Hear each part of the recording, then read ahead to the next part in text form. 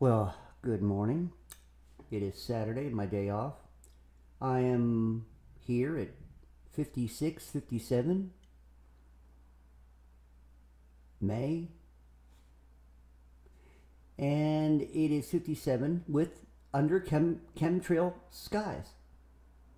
I mean, the chemicals up there are just unbelievable. You can actually smell them. And if you put your hand out when you're out there, I think the mist of it all, whatever's out there, you can feel the weight of it in the air. Maybe not literally, but I think you get my drift. The thickness of these chemicals. Um, I think chemically we are changing, and I'm not talking about the ones that got the you know what. They're already mutants, but we are slowly becoming physically changed. I can tell by body odor smells from my own odors that had smelled one way, and now you know what I'm talking about. When you go and you have to do number two, there's a changes in the processing or the chemicals in the foods, whatever is going in our bodies and is changing us. I am not a medical scientist or an expert in the field, which means I'm not a madman, but I don't need to be one to see and to feel and to recognize and to sense what's going on. Between the rain cans in the sky, just shooting out poisons out of the back in extreme, I can't say the word, undiscriminately, there we go. And fools paying for it and having the licenses. See, here's what gets me.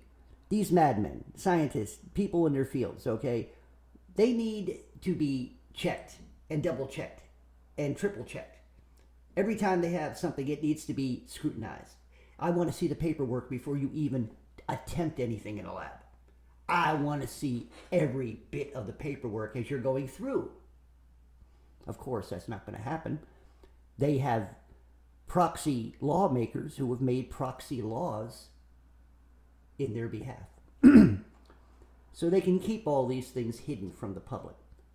So we little peons don't get the wrong idea. Oh, the big talk on the town now is the abortion shit. Do you understand that this ain't a good thing for either side? What this is, isn't it funny? Out of all these years, they got a witch up there who's now one of the from the Democrat side who's in there who can't even who can't even tell you what a woman is, who is now a judge. Think about that for a moment. She can't even explain the simple foundation of what a woman is. That means that she knows, but she don't dare say it for pissing off an ignorant side. You see what I'm saying? People who are ignorant, who don't know any better, who have been led by, Pharmacia and everybody else in Planned Parenthood.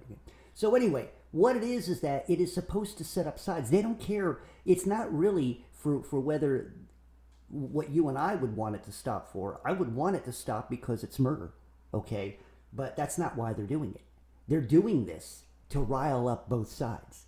They want the far left side to do what they normally do.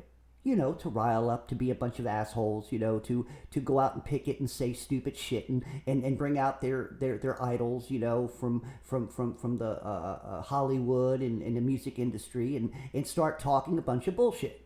That's what they, and then they want, then if it gets overturned again, then the right side, they want the right side to rise up as the left side does and act like a bunch of assholes like they do. Usually the right side, the people, don't act like that as much as they've been trying to make them.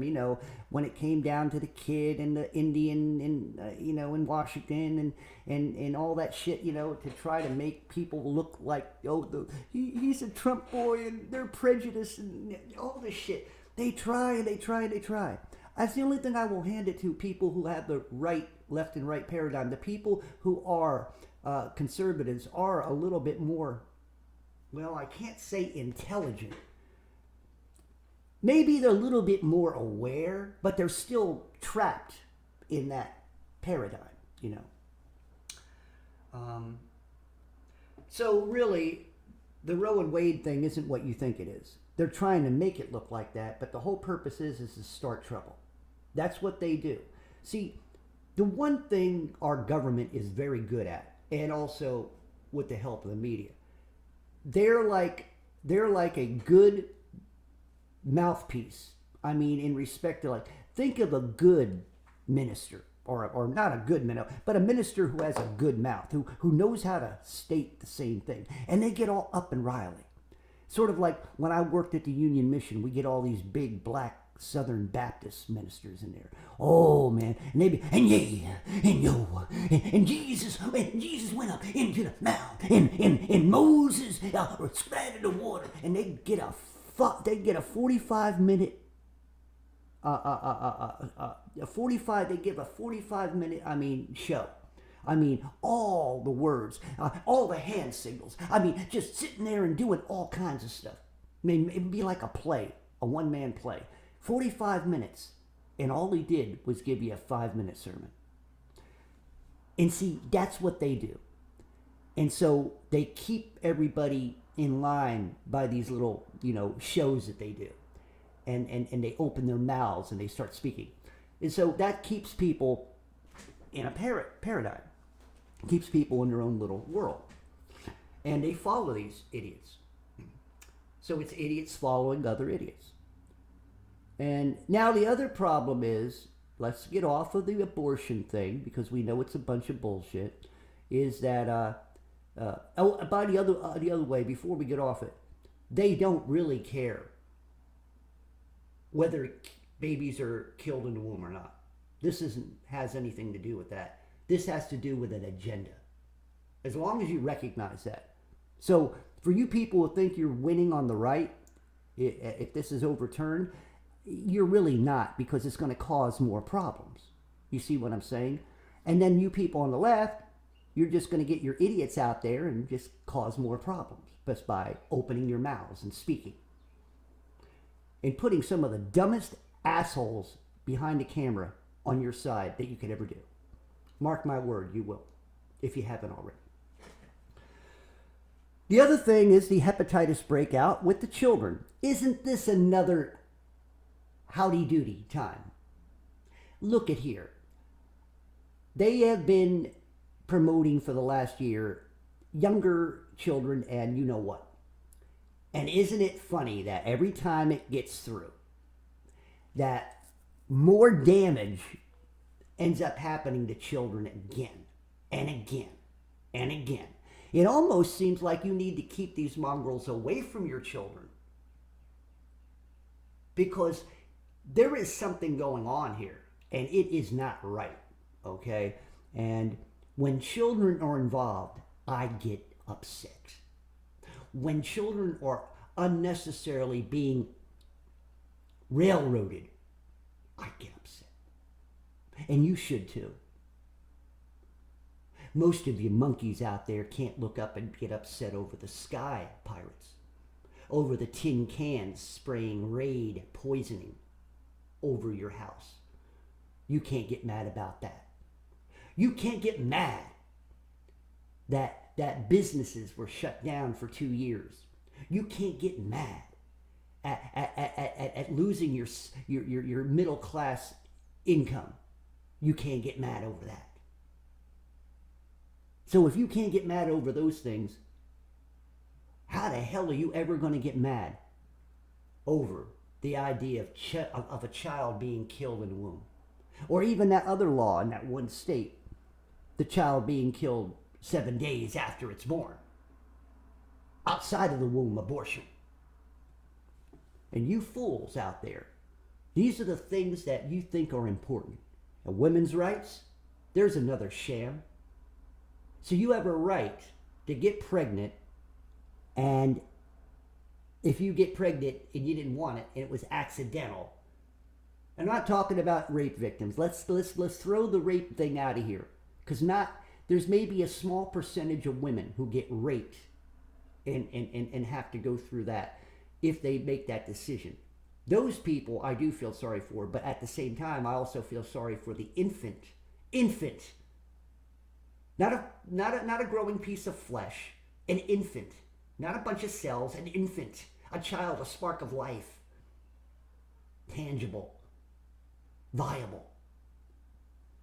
You can make any excuse you want to consider murder and to act the act of murder